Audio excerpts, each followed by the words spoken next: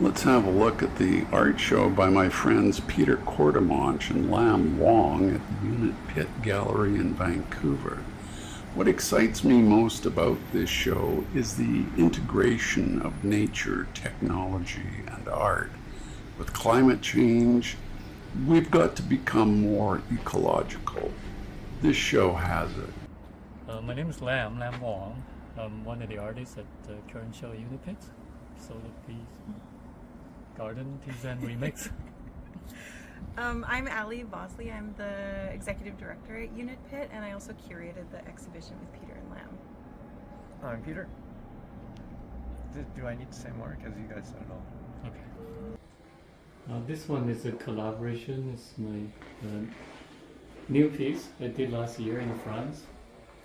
So it's my thinking about the atrocities going on in the world right now, especially the genocide happening in Gaza. So, and then soundtrack was remixed by Peter. Peter, can you talk about your technology? Well, when Lam shot this, he had the sound of the paper recorded, but there was all like kind of car noises and different hisses and buzzes. So I set up a Foley stage in the studio and recreated all the paper sounds indoors in a controlled place. So all that stuff, and then there's a few birds and stuff in there that simulate the French environment, and there's some French pigeons especially. So yeah, when I was living there, I just had this really huge sadness. I couldn't shake it off for a long time, and I just don't know how to deal with it. So at the end, I just kind of think, okay, the best ways to express with art. So I was thinking about those white body, or wrapped up the shroud, the body bag.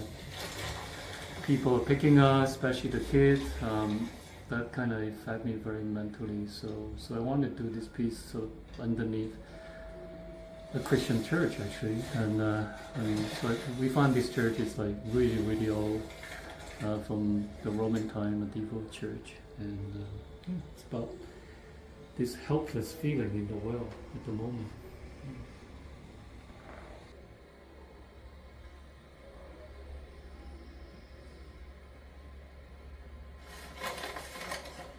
How long is it? It's about 5 minutes long, and it's looped continuously. Okay. Almost the end, right? Well, there's no end because it's looped continuously. Yeah, it's hard to remember. But when it's laying flat, here, that's the beginning, supposed to. Yeah. So you're right, that was the end.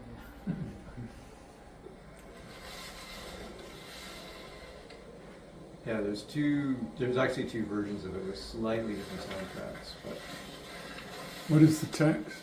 So text is extracting from this summary about Zen and the history of Zen and tea, like how tea was cultivated and developed as a ritual to cultivate peace and harmony.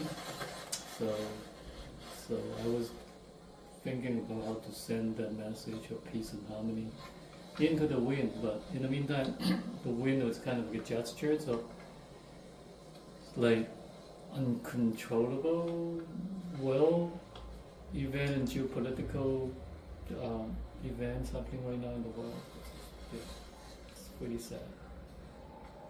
Now this part is my favorite because like it just stayed there for a long time. It's almost like the wind was holding it. And here we have these are all books by... Yeah, those are my publications. All by you? Wow. This one is new. We're launching that. Pandemic drawing was drawings of 50 drawings that I did during the lockdown. It's showing Vancouver Gallery. So we're launching a special edition with a handcrafted wood box with 50 drawings in there. Mm-hmm. This one was the first show curated by Alison at Griffin Art Project. She's the curated director there. Not a great artist in there. Stand up place now way a long time. It's my solo show at Canton Sardine called Ghosts from Underground Love Show. Paintings. And this is a painting show, 21 Earnings, that a long time ago. This is a new book I wrote on Jeff Wall's show that I curated. And that is a new publication too. That's my show, touring show right now, but started last year in China at Courtemanche Contemporary Art Center. That's the Vancouver Special Gallery, Vancouver Special show from Vancouver Art Gallery. And that's a special project investigating contemporary art and Buddhism. It's a research project by Heimer Silverson, and and the show was first show at Water Phillips Gallery in Banff, 2023. It's part of that. Yeah. Wow. This is a new work that I just did this spring. Actually, that's probably the newest work in the show. In my artist residency in Kyoto, in the tea mountain there, with a sort of ancient tea forest. And so I was doing a solo tea and decided to do a joint. I haven't done this kind of joints for since I was a kid, actually. Yeah.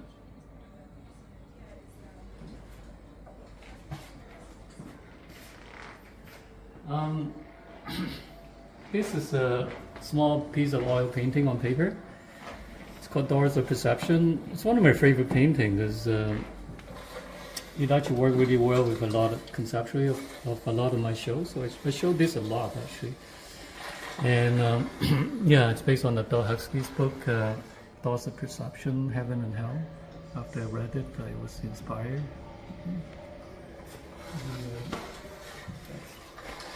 That's Peter's piece. My only contribution is the plot. And the name. Oh, the name, yeah. What's the name? That color piece Within Without. And it has 3 parts. This part surrounds this doorway here. There's this copper antenna, which is a radio transmission antenna. It goes around the doorway. And Peter Moore. it sends AM radio out. And the transmission reaches the very back of the garden in one direction, which is a piece we'll see later, and then it also goes up to the window here. So let me see if I've got this straight. So Lam had his ear to that, so that's acting as a. That's the thing I invented 2 years ago. I call It's acting as a speaker. A microphone. Yeah, we call it a water microphone. So basically, sound goes into the water in the pot, travels through the water, and then comes back out through a microphone. So what's being transmitted on the radio is the sound that I'm projecting into the water from the speaker, plus whatever we're talking about right now being picked up by the water. Okay. Well, that's an interesting sort of a loop.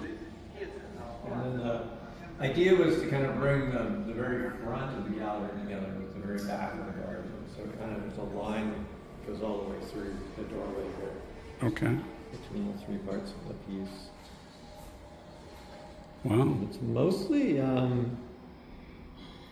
the sounds being injected into the water are mostly trying to kind of feel like critters. So a lot of the sound works include bees and different insects and things and different, synthetic sounds that kind of mimic things that feel like bees and insects. So a lot of the sounds in this are kind of similar. There's like bubbling sounds that I recorded in the original water microphone that I then animated into similar kind of textures as insects. And there's toads.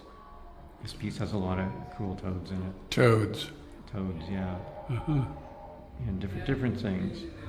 And then that also helps in the garden for it to mix in with the other pieces that are there that are also using similar sounds. It's a great piece. I love this piece. So yeah, like you could take a look behind you over here. You see there's a receiver in the window. On this over here on this side of the post. Right, there's a receiver in that window, and that's the thing that's picking up the So this is a receiver? Oh, no, the receiver is, this one is the receiver here. Right. There's actually Okay. 3 pieces in the window.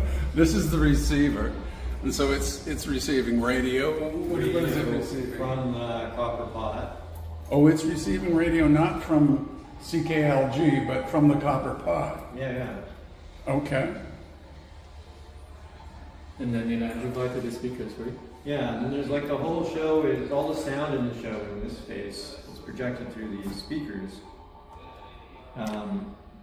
And so different pieces are, there's different pieces in each set of speakers. So this particular speaker that we're looking at is playing stuff that Yeah. that we're receiving from there, which is, I think you said from The radio, the AM radio. It's just broadcast at a distance of like 100 feet, for example, right? so it's picking, this is picking up stuff from the pot. Yeah. Okay. Right, so an interesting sort of a radio experience. Yeah. This, in a sense, then, this is radio art. It is indeed. Some arts do, yeah. But yeah, from the very beginning, the concept is we want to connect the art gallery with the garden. So normally this is the only exhibition space, but we actually want to kind of extend it all the way to the back of the alley, including garden. We also turned the office into the art gallery as well. So then we have these 3 spaces.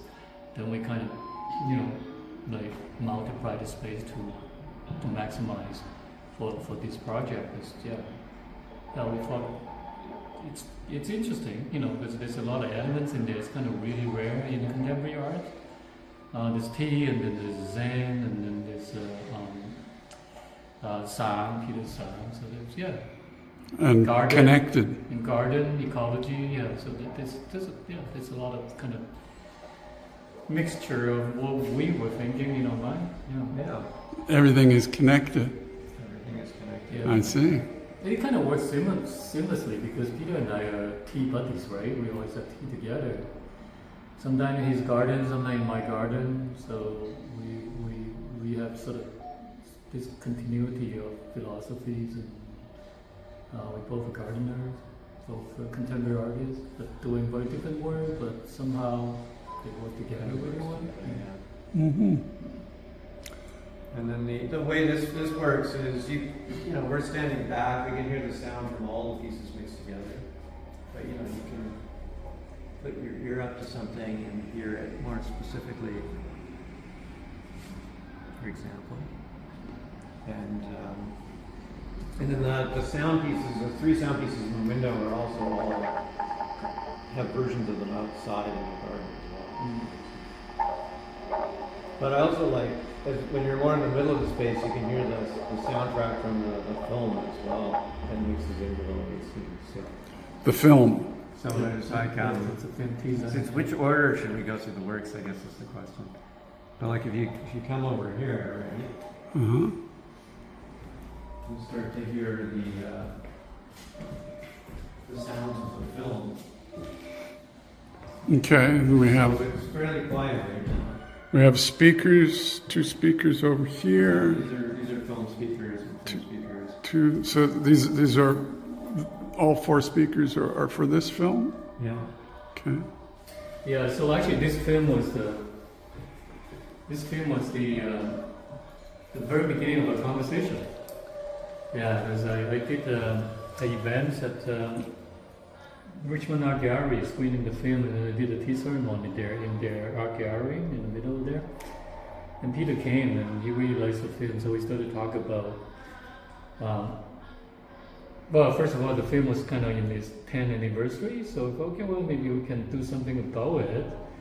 And then because Peter is a song artist, I thought it'd be great if he can just kind of remix the soundtrack, which he did. He took the whole soundtrack, it's like 60 minutes long, and remixed the whole thing. And he replaced all the music, so it has a very different kind of feeling to it. Yeah, it's very interesting. So he remixed the sound from this. The soundtrack, yeah. The whole Okay. soundtrack, yeah. In what way? Well, Um, Peter. There's a lot of like ambient sound in the piece that needed some work to kind of make it move a bit more smoothly and be, a little more present. And there's and then just around the time I was working on it, I came across some recordings of tea music played on a string instrument, so I put some of that soundtrack as well. And basically a lot of cleanup. So it's not so much necessarily an artistic remix, except for the music, as making it all sound a bit nicer. And who's this? His name is Lou Maroney, a friend of mine. He's a tea connoisseur, a tea master. He practices both Chinese tea and Japanese tea ceremony. So this is in Center A actually. Brian Murphy did a show called The World Tea Party there. So I did some interview with both of them and filmed them. And so I don't know if Luke considered himself as tea artist, but I think he's a tea artist. And this is my dad. Does doing the calligraphy, and this character is actually tea. It's a really big character. My dad is mostly famous for tea poems and tea calligraphies. Mm-hmm. In China, I think. This is I filmed in China in his studio. Uh-huh. Yeah. Sometime I commission him to do some work too. This is one of them. Because I like more like Zen and Buddhist texts.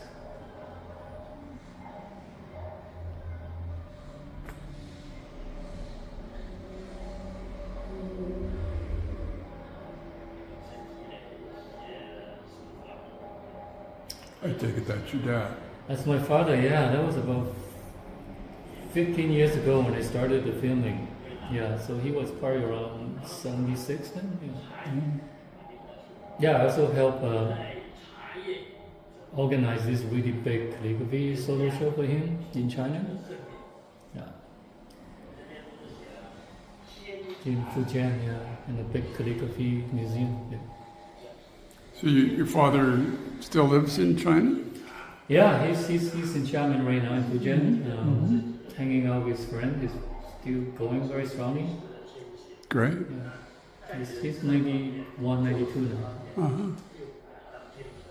So he lives in China. You've lived here for quite a long time, I think, right? I came to Canada in 87, yeah. Yeah. Yeah, my dad and my mom are separated, so I followed my mom here. And my dad went to Taiwan. He lived in Taipei, Taiwan for 20 years before he moved back to China. That's it, one is brush. I don't think you can do stuff like this anymore. You don't think what? You can like hold a big brush like this. Uh-huh. That's the character T again, it's really huge.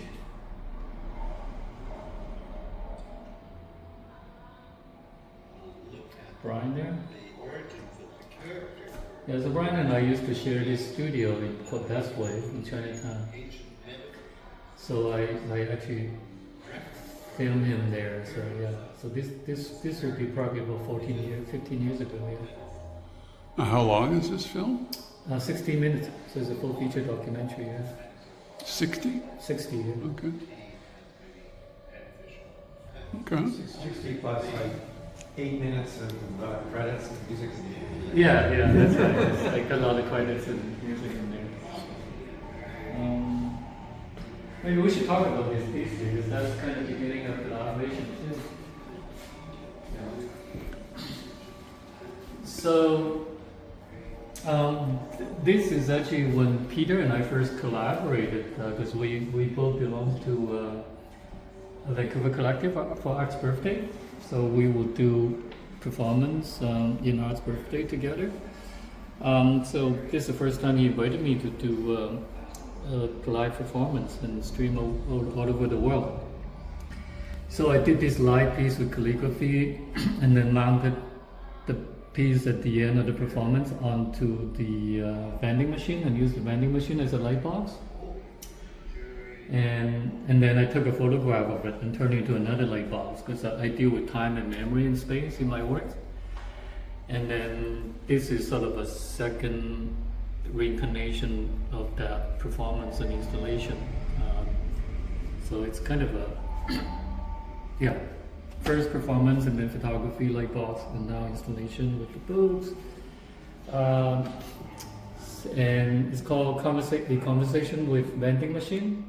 And Peter also do some of those electrical units for this piece. So it's kind of a,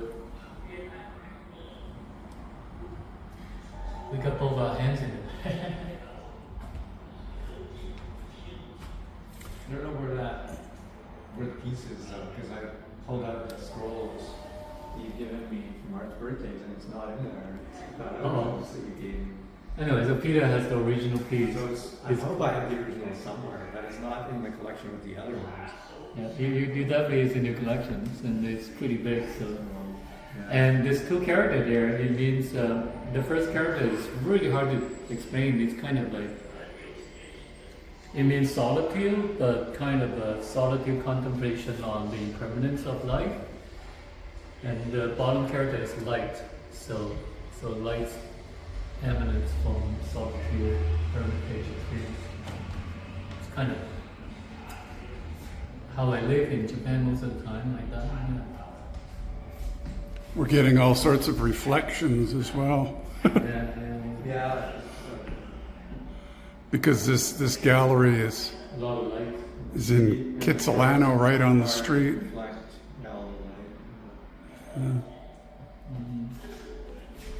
These three photographs, interestingly, they're kind of coming out from different series. But like somehow I put these three together. I think they all work really well together. This is a new piece that you're filming right now.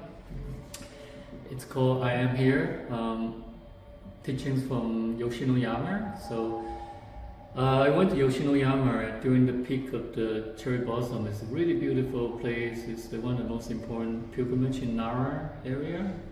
Where is it? Nara, Nara Prefecture in Japan. Mm-hmm. Yeah, and they planted about over 30,000 cherry blossom trees in there. So the whole mountain is like pink and like waterfall. It's extremely beautiful. And then we hiked to the top of one of the mountain, and then I saw this like graveyard there, and then there's this clan. Looks like a really big family or some kind of tribes. And then there's a tea tree springing out from this old grave. So it's very moving. A tea tree? Yeah, this is a tea tree. So somehow there's a tea tree coming out from this grave. So it really kind of hit me. Yeah.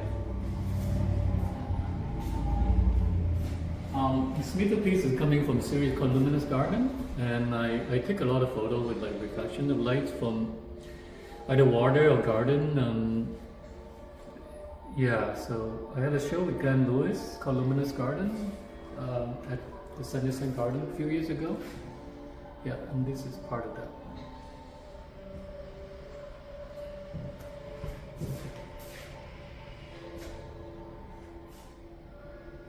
This is also a new work created this year.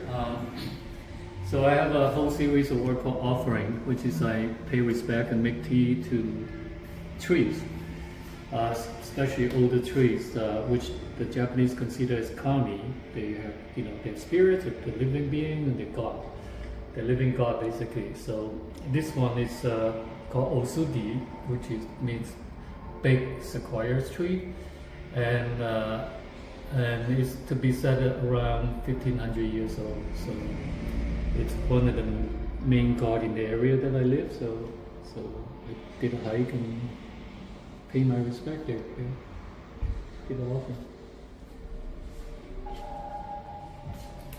I don't know, Peter, do you want to talk about those things maybe hanging there? This is Peace Scout Music for Magnolias. One of these that I did, like most of my works are designed to sit outside in the garden, right? Uh-huh. But I wanted to make sort of indoor versions of them. And so this thing, and since there's a window here, it works out. They're solar powered, and they these little things here are 8-bit synthesizers. Synthesizer. So they're little 8-bit synthesizer chips that I kind of programmed myself, so they make all kinds of sounds that I've designed. Okay. And then there's like a board here that is a mixer, and then this thing outputs 2 speakers. Wow. So the sound of it comes out on these 2 speakers here. The piece is has gone through some different permutations over time. It used to be very, very dense, and then I made it be a little more minimal. And it's, I kind of came up with the idea of Music for Magnolias as kind of a little bit of a reference to Brian Eno. How's that? And Eno was known for composing his own computated sounds, or writing the computations for sounds that he would use in his compositions. Whereas a lot of synthesizer-based music kind of depends on what has been made by big companies and released from factories, and the kind of types of hardware and sequencers that people use. There are many composers who also have gone into computers and actually write waveform equations or work with waveform generators to produce more kind of customized sounds. And so this thing is doing that at an incredibly low level, and is also doing it in response to the sun. So whether the thing can actually produce a sound or not depends on how much sunlight is available. So which is the solar panel here? So the solar panels, of course, are on the other side. Okay. And are facing out through the window. I see. So those aren't just circuit boards, they're solar panels as well. There's a solar panel in the back, and then what I did is there's a gap between the circuit board and the solar panel. It's maybe a couple of millimeters. They're slightly different. And the idea with that is when it's outside, there are different insects like to build homes in different sized spaces. So the insects who like this particular spacing can kind of move in and bring in nesting material and create homes within the work, right, between the solar cell and the circuit board. One of the first outdoor pieces I ever did, I did at Van Dusen Gardens, and it was there for 6 months. And when I brought it home, I realized there were like 6 different kinds of creatures living in it, like insects, living in it. And then I had this sad thing of having to like clean them out of there so I could move them into my house. But so I thought, well, let's do that on purpose this time. Make a space for the insects. So the work beside it was all the foil-covered boxes is called bioelectric radio. Bioelectric radio. So it's actually another radio transmission piece. But the original version of the piece is installed in a wisteria, and it actually uses the tendrils, or what do you call them, the viney lengths of the wisteria as radio antennas.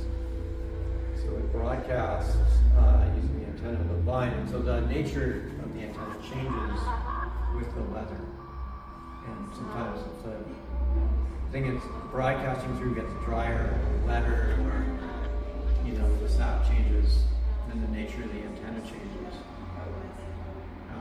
So yeah, its idea is it would broadcast AM radio through that, and then it would be picked up on a receiver, and people could listen to it on the speaker. Okay, so what are these things that we're looking at right now? So these are the various boxes from the version of the piece that was shown in Halle, Germany, I guess 10 years ago. And so there's a thing that generates bee sounds, which is here. Bee sounds. The sounds of bees. It's basically based on recordings of about 8 different kinds of bees from one of my neighbor's trees. Okay. There's a flowering tree. And then this thing is basically a tone generator using DTMF type tones. So the kind of stuff you would hear on your telephone in the old days, pushing buttons. And what it does is it would pick up signals from a branch of the tree, just to kind of give it a certain amount of randomness to what it's doing. And then this thing mixes all these sounds together and transmits them through this clip into another branch of the wisteria. And then this thing is kind of like a receiver, and it would click into another part of the plant, or it could be some distance away, and it would pick up the transmission and broadcast it out to the speakers, which we have here. So this version, this thing needs a lot more solar power, so it's actually indoors here. It's running off of, it's plugged into the wall. Well, I can hear the bees. Yeah, so I actually built like a special microphone just for recording individual bees and flowers for this piece. Was it a small microphone? Which is, yeah, so it's based on a little AKG kind of old lavalier style microphone, and then I have a shaped tube coming off of it. It's designed not to introduce any kind of weird resonant frequency into the microphone, but still acts kind of as a little bit like a shotgun in a tube microphone. Wow. So you've been involved in radio for a long time, Yeah. right? Going back to CITR in the what, the I've been 80s? doing like radio art since 1988, but I was also inspired by a show that you used to do, Well, thank you. FUV, because you used to send your tapes over I did. across the water, and there's all kinds of interesting stuff on them too. Which I think might have actually been before 88. I don't know. When did you do that show at CFUV? Well, I started it in 1983 or 1984. So probably, yeah. Mm-hmm. So we were connected and we didn't know it. By radio. Till many years later. Yeah. Yeah. I think everything's connected. I think part of the theme of the show is also like how everything is connected to. Each piece is having a conversation with each other, so they all have some kind of relationship, just kind of reflecting on the ecology of the world. Yeah. That is a collaboration. That piece, Zen One Flavor, the piece that I designed it with my dad's calligraphy.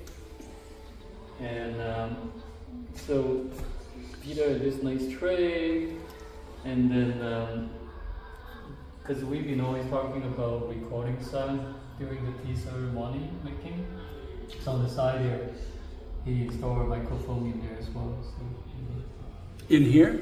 in the side of the Okay. So so the sound will kind of go into it if we use it. Yeah. and that's part of this piece? Well, we'll probably, the sound I think we're going to use in performance rather than in the installation. Okay, so it's recording for a new show. Yeah, we're recording for future. Yeah, exactly. So it's gonna keep the tradition going. This whole piece, floor piece, and that photograph is related. Okay. The piece is called Book and Time. What, the photo you mean? No, this whole installation. Okay. So originally it was going to show at the Polygon, but then COVID kicked in, so the whole project got cancelled. But the original installation is really big. It's about almost 10 times bigger than what we see here. And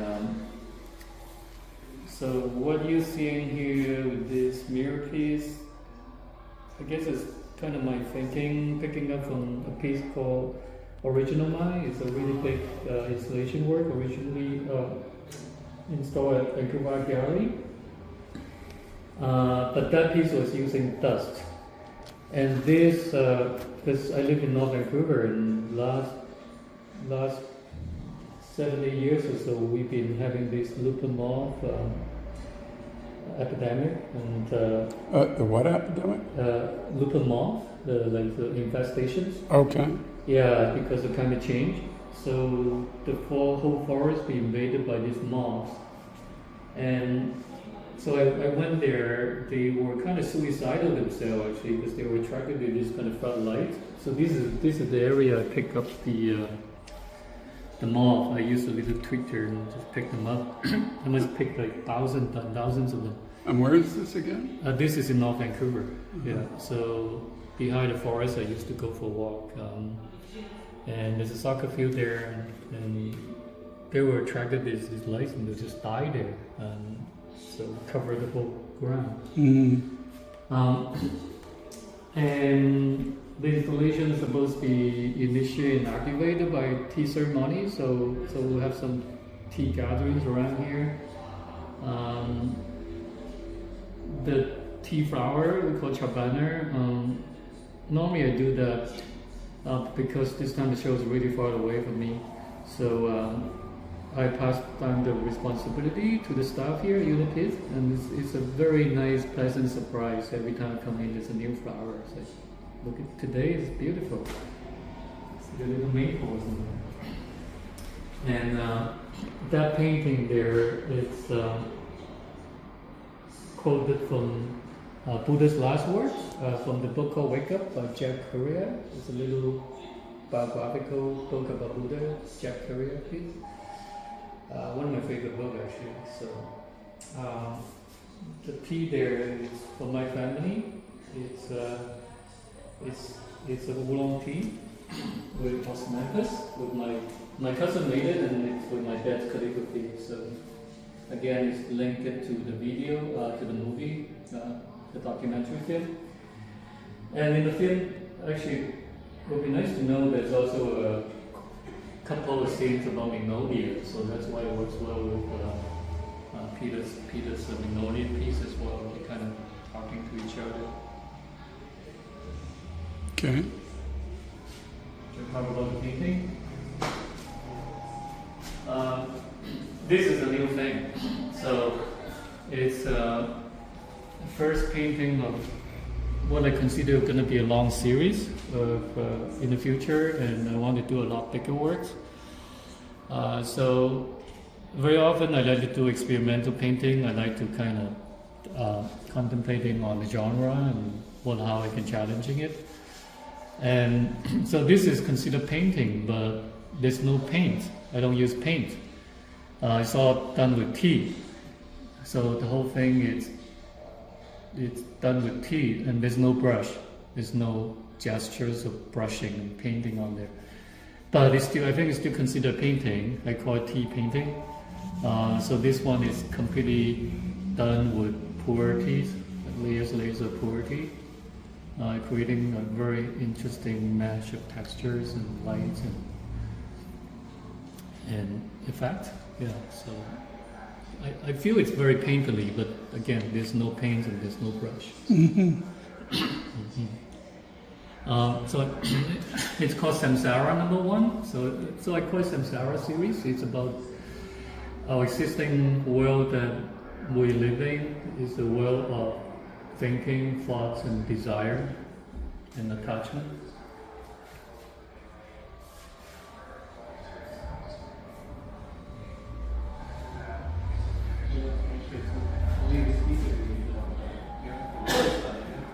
All right, so and then you have the middle column here, which I love, because this is the second time I'm showing in this space actually. Last time was a gallery called Unit 17.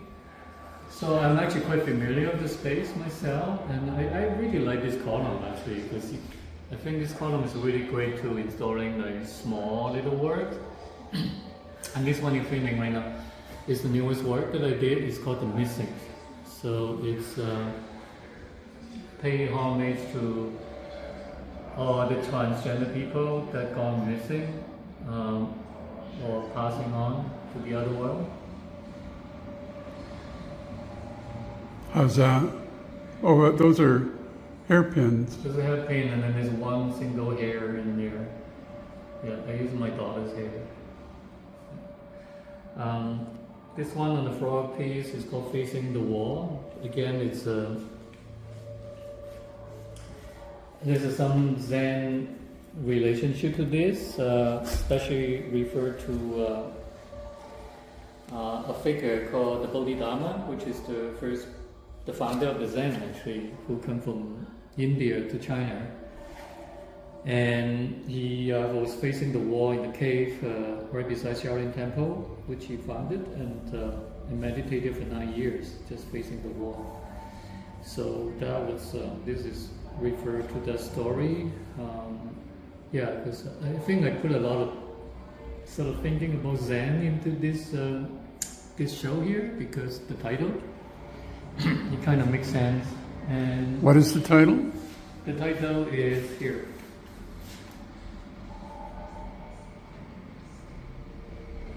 Yeah, it's Solar Bee Garden Tea Zen Remix. Actually interesting because when we were thinking about the title, because it's like the work is kind of complex but simple in the meantime. I don't know how to express it. Right?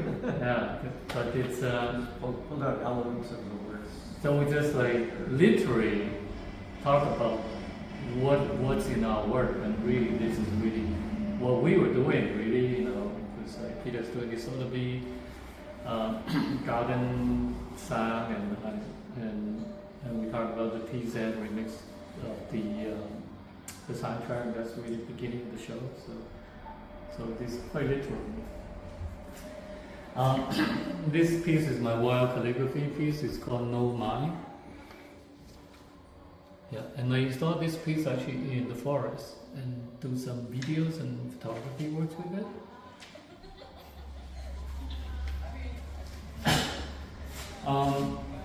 This little drawing here is very tiny. I love this drawing. It's called Mother of All of Us.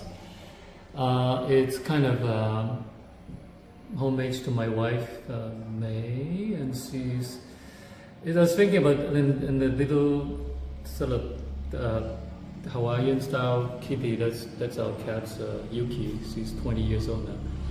So I was imagining that, you know, we're having tea in our tea room, because May was giving a lot and sacrificed a lot during the COVID time.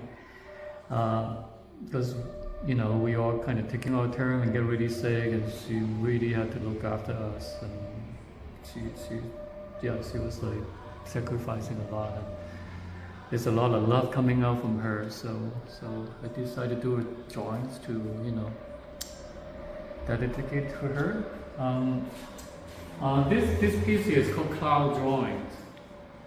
So and it's my usual sitting figure, but doing a tea. And it's very tiny little piece. It's only 2 inch, less than 2 inch wide. It's done by handmade paper, which I found in my residency in Banff Art Center. And that's so far it's the smaller piece in my portfolio.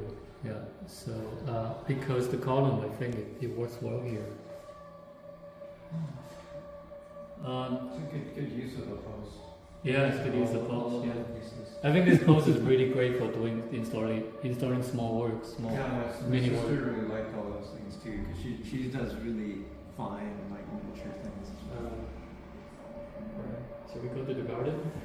Yeah, so we had a whole bunch of events coming with the show throughout the summer, and these are the events. We're gonna give a talk on the 18th in the evening, and then I'm gonna do a tea performance with there's also some singing with Central Samchuk. Yeah, and then C's and Jazz is gonna do Reciprocity, and then yeah, a whole bunch of sound performance and tea ceremony workshop by Peter, and then we're gonna close the show with screening of Tea Zen film. Yeah, so there will be a lot of garden tea throughout the summer. Fantastic. Yeah, I think the main thing is Peter and I are both gardener, and we both are contemporary artists, right? Very experimental in our works, but we also both drink tea, so it kind of makes sense when. At first, we were just talking about the film and remix the soundtrack, but then, you know, I was in Peter's studio for quite a few times, looking at all his work and sketch, and it just looks really interesting to me. And more we talk about, more we sit at his studio, yeah, I realize, you know, we should really like work on the concept on the show together. So it's kind of work out organically, right? It's just like naturally, yeah. And then actually around the time we were talking about this, Unit Pit just happened to move into this space. Yeah. And I'm like, oh, a gallery with a garden. A gallery Yeah. that does cool stuff. So we pitched them maybe a couple of years ago. Right? Yeah, so the garden is very beginning is we wanted to be part of the show, turn the garden into exhibition space. So that's kind of so yeah. Hopefully we continue to do this. I think yeah. So the garden was kind of Part of the first inspiration to do a show here. Yeah, and it's almost impossible to find a gallery that has a garden space.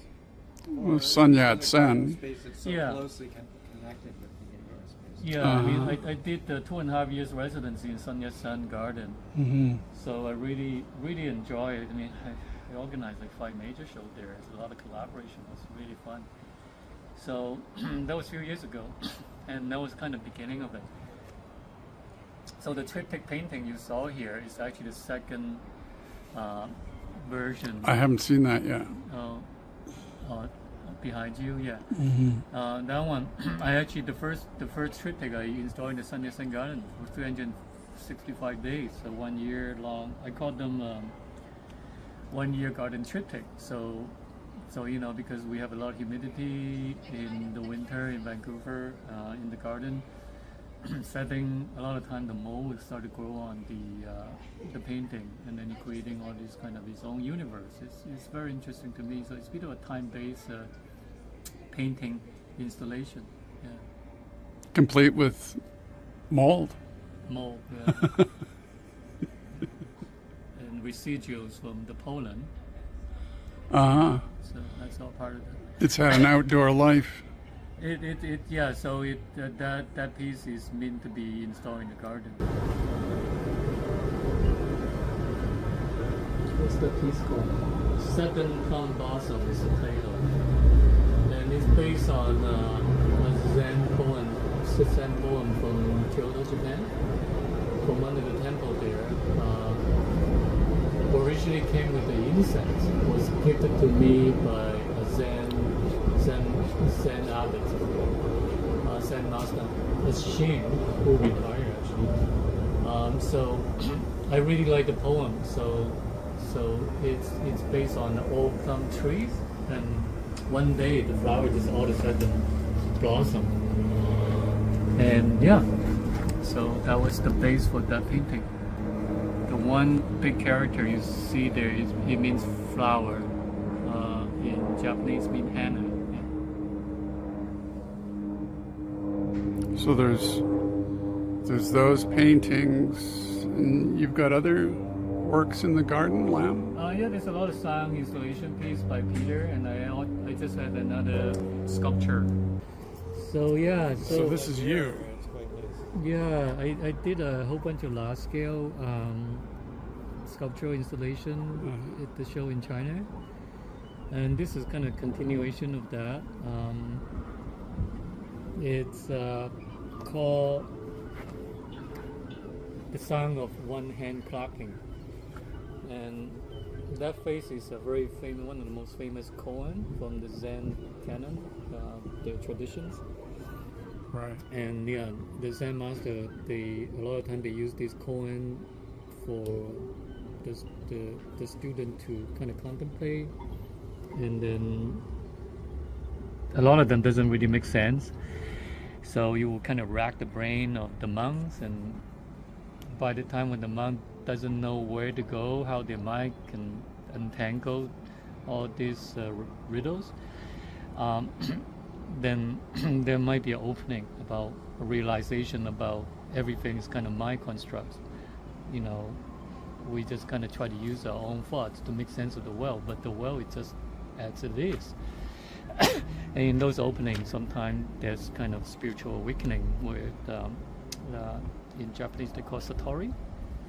Yeah, so I was contemplating on that kind of process, kind of thinking. Yeah. And again, it's related to a little bit of that big mirror piece I did in Vancouver Art Gallery called Original Mind. It just kind of transformed into more sculptural gesture. Yeah. Peter, can talk about the solar piece. Sure. Well, you can hear the sounds of toads back here. This is kind of the final part of the three parts of the ribbon.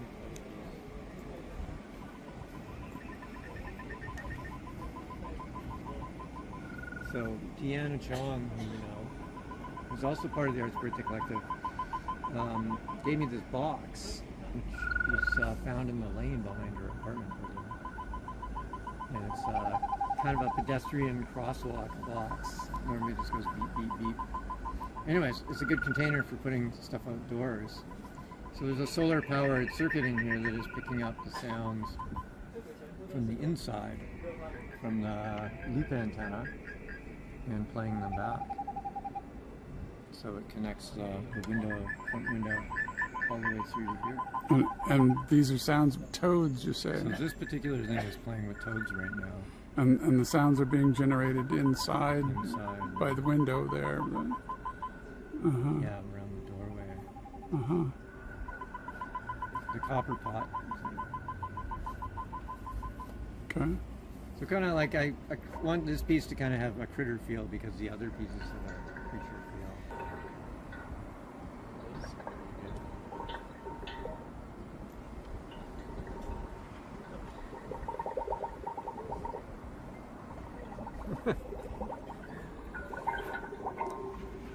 So that is part of the pre-recording sound mixed with the ambient.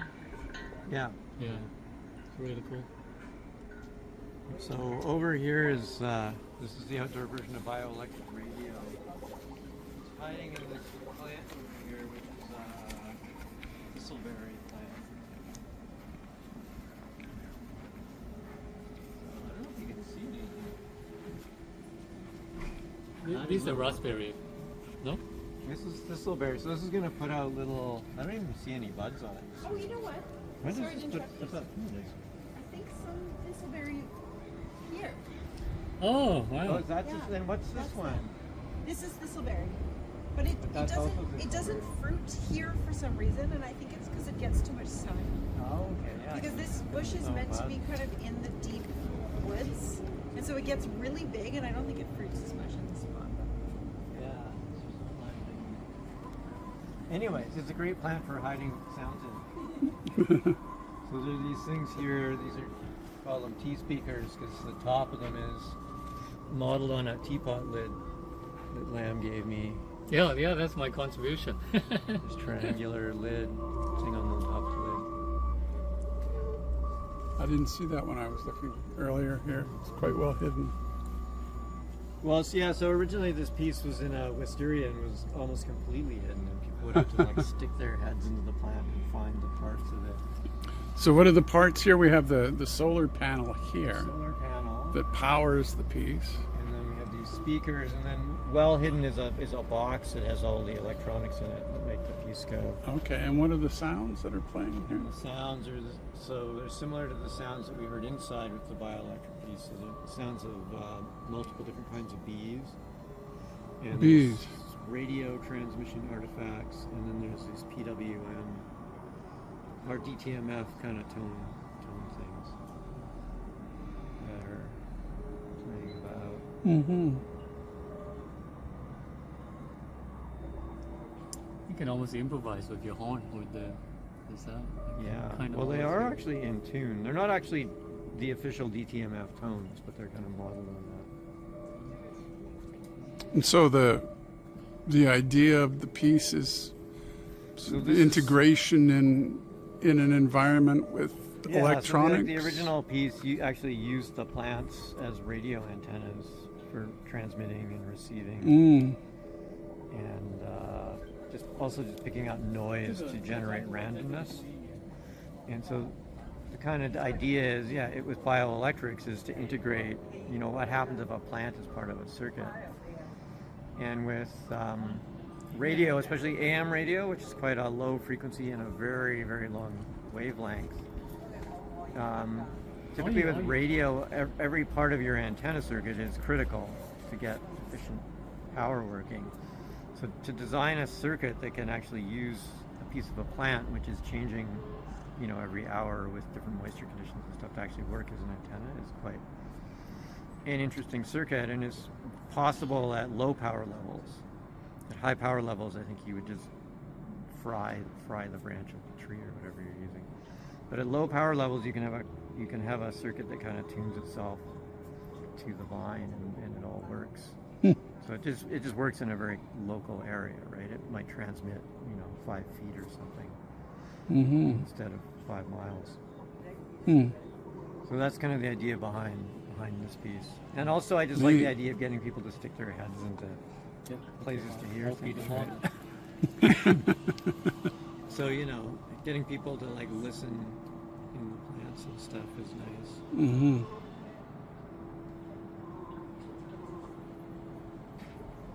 It's kind of very ethereal and mysterious. And those are like some of the bees, like the bumblebee is big and loud. So if it's like 5 feet away, you can hear it. But the leafcutter bee, which goes, that thing you have to actually be really, really close to pick it up. So there's bees, and I've taken recordings of all these bees and made them all kind of the same volume. So There's your sense of humor here as well in this piece. the last piece is hiding up in the sumac, and it was a lot more visible. And now the sumac growing around it.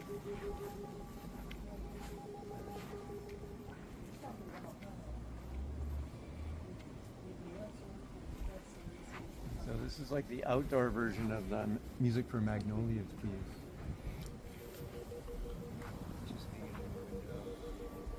And it's also using a couple of these T speakers.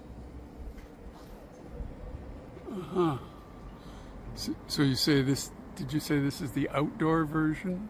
Yeah, so this is how it's really supposed to be installed, is outside with a bit of dappled light coming through the leaves of a tree. Okay. So at different times of day, it has completely different amounts of power. And like here you can hear it breaking down a bit because the main solar cell is like mostly in the shade right now. How many of those cells are there? So this is there's only 3 parts to this one. There's 2 sound makers and 1 amplifier for 2 speakers. Kind of realized that I like the more minimal the piece is, the more I like it.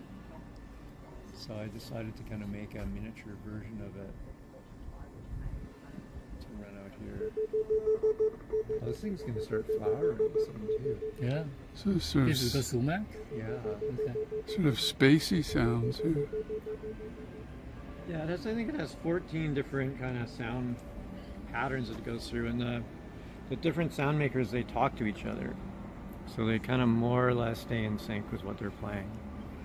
And yeah, there's some things that are noisy, some are more like I think of them as futuristic car alarm type sounds, and then there's this kind of spacey stuff as well. Futuristic car alarm sounds?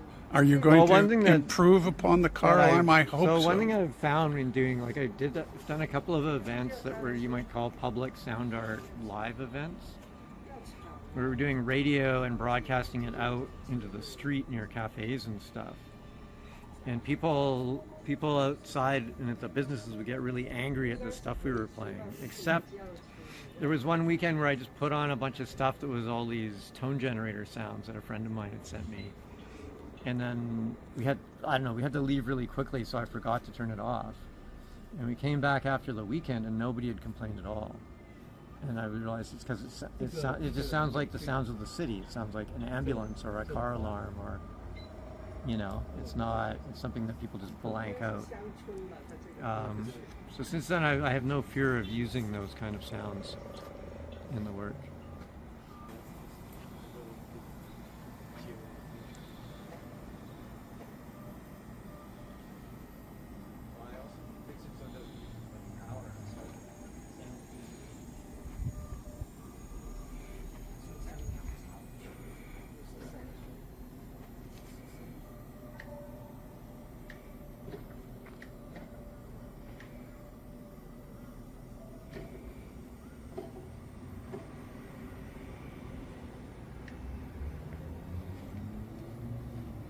Okay, have we seen it all? I think so. I think that's the show. Fantastic. Thank you, guys. Thank you for interviewing and filming.